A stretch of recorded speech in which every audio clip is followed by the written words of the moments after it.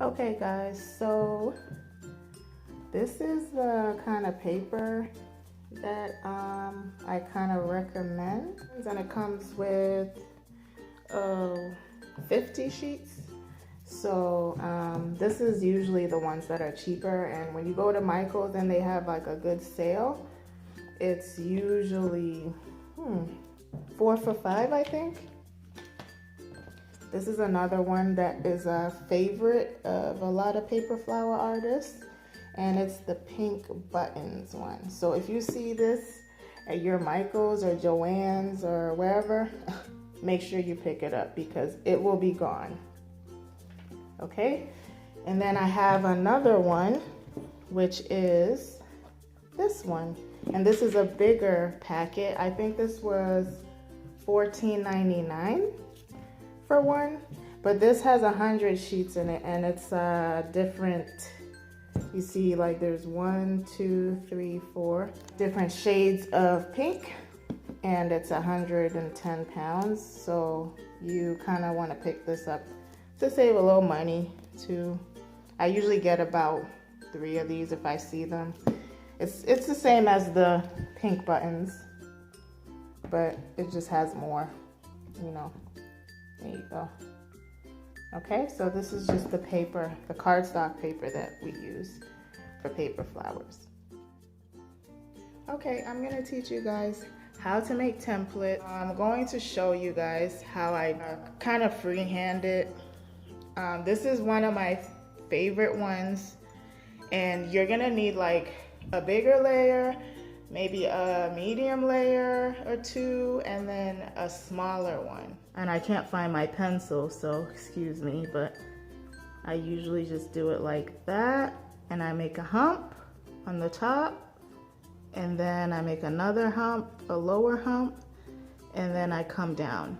That's one of my easiest ones that I can teach you guys how to make. So this is not a large petal, it's just like a medium petal. So this is what it looks like cut out. This is actually the medium size, so I'm gonna show how to make a bigger petal. I usually just put this on one sheet of paper, and then I will sort of trace around the shape just for a bigger petal. And you gotta be like kind of careful here, because then see how I'm kind of going around it but giving it space. And then I will just go down and down here, and that's how I get my big petal. And that's just easy, free-handed. You know, if you're starting, that's how you're gonna do it without a Cricut. Usually most paper flower artists have a Cricut, and that's what they kind of use to cut out their paper petals. So if you don't have a Cricut, you kind of want to freehand. Okay, so I have all my template pieces cut out. I have the large one, I have the medium, I have the semi-medium, and I have the small one. So how I do it is, when I cut out the templates, I usually number them. I number how many petals I'm gonna need. So I have a 6 here. That means I'm gonna need 6 petals. And on this one, I have a 6. That means I'm gonna need 6. And then 5 and 4. And then I have my fringe pieces cut out. This is gonna be the easiest center you're gonna make. I have a large one. I have a medium one. And I have a small one. So I'm gonna show you guys how to do that too, and that's the easiest center you're gonna have to make.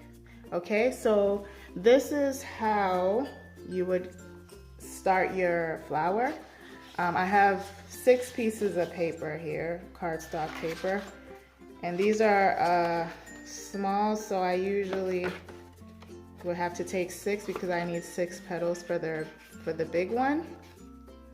So I have 6, and we're gonna move all of this aside, and we're gonna start with the big petal. So Just like I did when I was doing my drawing my template, I actually do it backwards so that I can cut it and the pen marks won't show. If I'm using a pencil, it's a little better, but I still do it backwards. So this is the front of my template for my large petal, and I'm just gonna flip it over and flip the paper over. If I can see the back or the front, usually you can't really tell, but I'm just gonna trace it on here. Just like this. And it's pretty easy with cardstock. You can use cardboard or anything to make your templates, just to make it a little bit more heavy duty. And there you go. I just traced my template on top of my paper. So then what I'm gonna do is I'm gonna cut 6 pieces at a time. I have pretty good scissors here, my handy dandy scissors. And I'm gonna cut them all together just like this. So I'll come back when I'm done cutting and you guys can see what it looks like. Okay, so I have all my pieces cut up. I have 6 petals, 6, 5, and 5.